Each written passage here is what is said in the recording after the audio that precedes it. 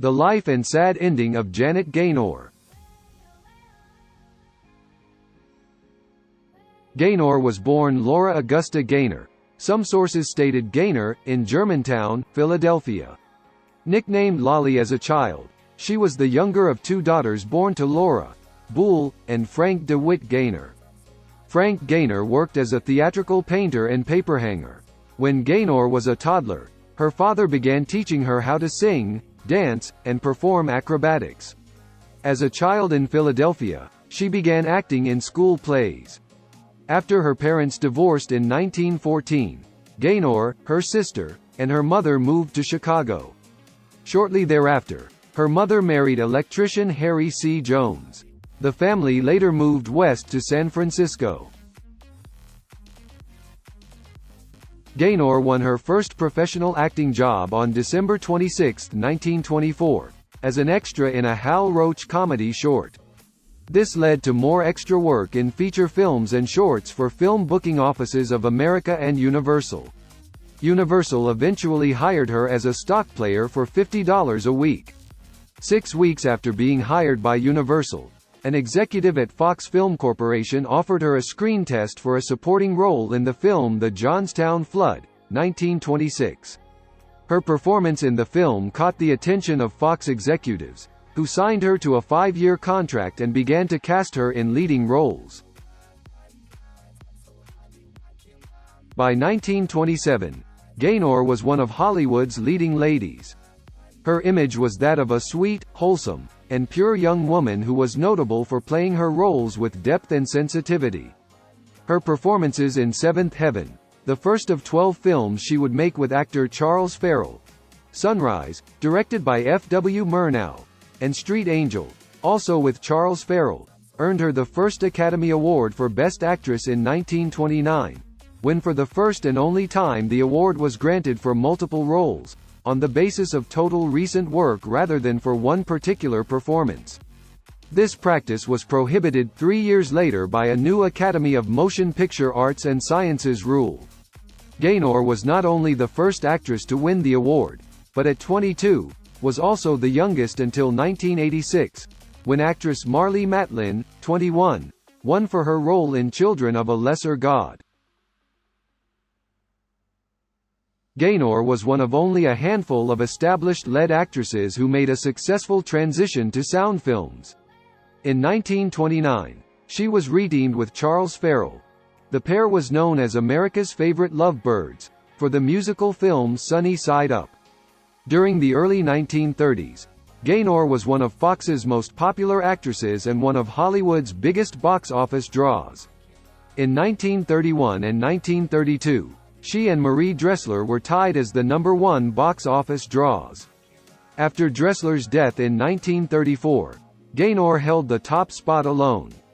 She was often cited as a successor to Mary Pickford, and was cast in remakes of 2 Pickford films, Daddy Long Legs, 1931, and Tess of the Storm Country, 1932.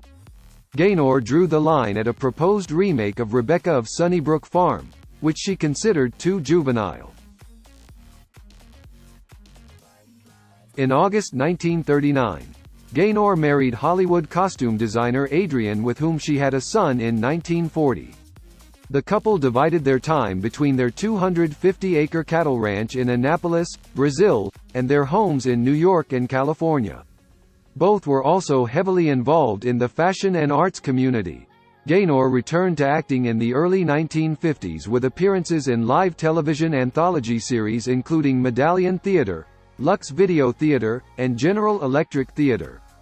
In 1957, she appeared in her final film role as Dick Sargent's mother in the musical comedy Bernardine, starring Pat Boone and Terry Moore. In November 1959, she made her stage debut in the play The Midnight Sun, in New Haven, Connecticut. The play, which Gaynor later called a disaster, was not well received and closed shortly after its debut. Gaynor also became an accomplished oil painter of vegetable and flower still lifes. She sold over 200 paintings and had 4 showings under the Wally Findlay Gallery's banner in New York, Chicago, and Palm Beach from 1975 to February 1982. In 1980, Gaynor made her Broadway debut as Maude in the stage adaptation of the 1971 film Harold and Maude. She received good reviews for her performance, but the play was panned by critics and closed after 21 performances. Later that year, she reunited with her Servants' Entrance co-star Lou Ayres to film an episode of the anthology series The Love Boat. It was the first television appearance Gaynor had made since the 1950s and was her last screen role. In February 1982, she starred in the touring production of On Golden Pond. This was her final acting role. On the evening of September 5, 1982, Gaynor, her husband Paul Gregory, actress Mary Martin, and Martin's manager Ben Washer were involved in a serious car accident in San Francisco. A van ran a red light at the corner of California and Franklin Streets and crashed into the Luxor taxicab in which the group was riding, knocking it into a tree. Ben Washer was killed. Mary Martin sustained 2 broken ribs and a broken pelvis, and Gaynor's husband suffered 2 broken legs. Gaynor sustained several serious injuries, including 11 broken ribs, a fractured collarbone, pelvic fractures, a punctured lung, and injuries to her bladder and kidney. The driver of the van, Robert Cato, was arrested on 2 counts of felony drunk driving, reckless driving, speeding, running a red light, and vehicular homicide. Cato pleaded not guilty and was later released on $10,000 bail. On March 15, 1983, he was found guilty of drunk driving and vehicular homicide and was sentenced to 3 years in prison. As a result of her injuries, Gaynor was hospitalized for 4 months and underwent 2 surgeries to repair a perforated bladder and internal bleeding.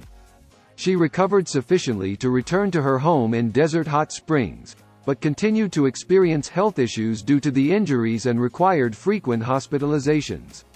Shortly before her death, she was hospitalized for pneumonia and other ailments.